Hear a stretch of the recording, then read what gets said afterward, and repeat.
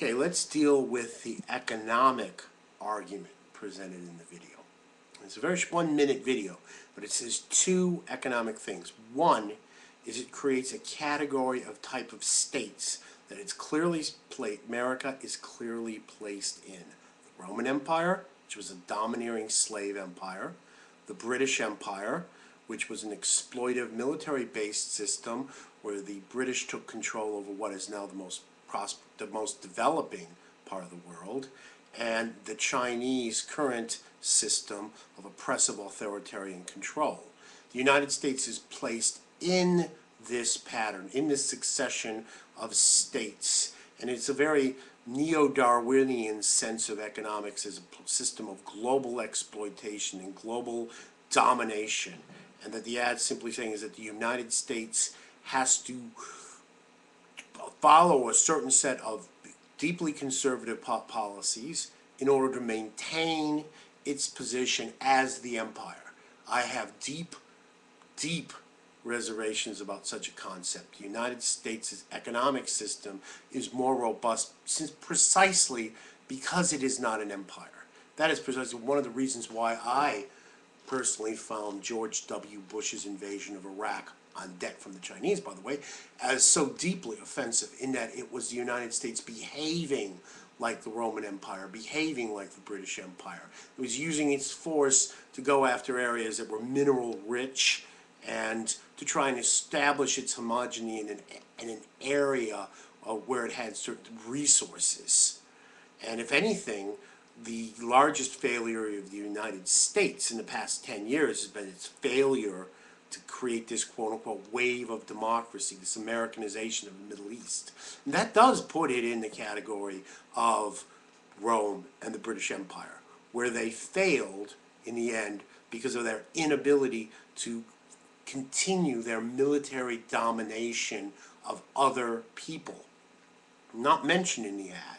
The Roman Empire fell because it overextended itself, and its local populations in the area were so sick of Roman domination and central domination that they embraced the new kingdoms that came in, gave them a greater degree of liberties.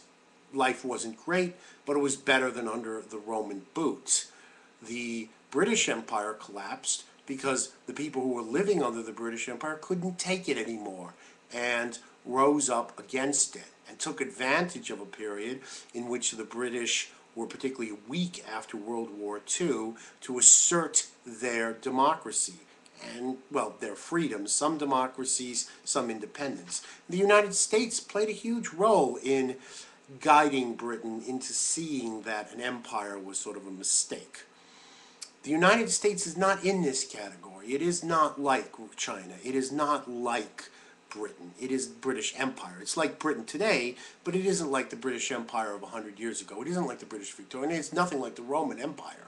The United States is a democracy which has always embraced trade, it has always embraced globalization, and it has always embraced concepts of republics and self-autonomy.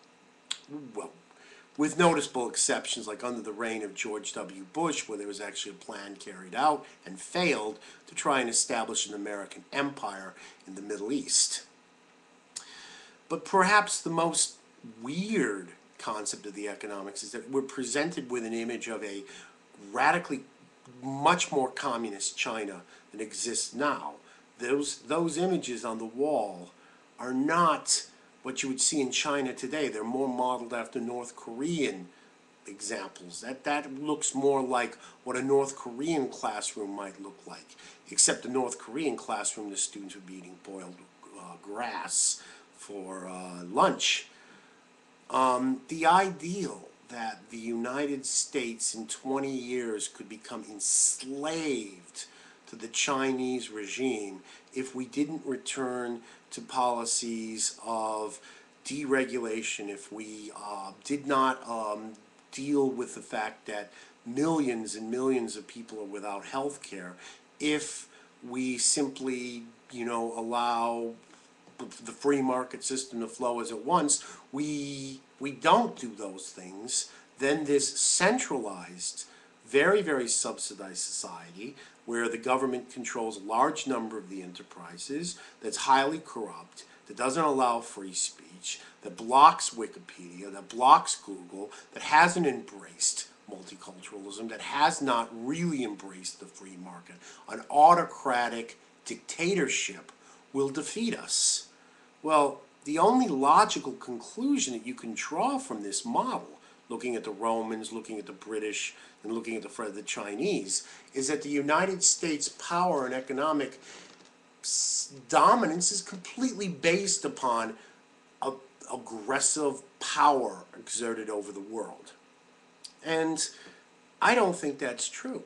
I think particularly when I look at the 1990s, it's the last time that the Americans had a big economic boom, it was because of the creativity, the innovation of the Americans, and the Americans' willingness to work with other countries, and their ability to sell innovative technologies to other countries, but also their ability to attract foreign investment and their ability to grow their states. Now, in the near future, are we going to be facing bigger and bigger government? Well, our populations are aging. More and more people are going on Social Security. More and more people are going to be going on Medicare. We're going to have much more complicated societies. People are going to be living closer and closer together. We have transport issues, communication issues. Don't know if a Wild West approach is really going to work. Probably the last similar collapse of a big republic would be the Soviet Union.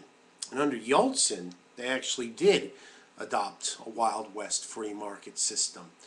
They basically really embraced the IMF and the World Bank's recommendations and the American recommendations. And it was a disaster for them. All economic systems are a mixture of state and private investment. Any solution from radical free marketism, as we saw collapse under the Yeltsin period, or the kind of extreme deregulations that we saw in the 80s and 90s, really led to this collapse. The radical free market approach of the 1920s, which led to the debate. We have a lot to fear from free markets. They have a tendency to boom and bust. We also have a lot to fear from autocratic and centralized states, like the one fantasized in this regime. We need to really, as a society, the West, and this is the West entirely, we need to navigate that road that we've been so successful at between a system with which basically we're at the whim of the boom and bust cycles of markets, which simply happen. Every time you have a free market, you have boom and bust cycles, and you have concentration of wealth. If we allow that to go on, we'll continue to see real wages collapse and fall, and people will have to borrow money to buy things. If we become too autocratic or authoritarian, we stagnate and our innovation is lost.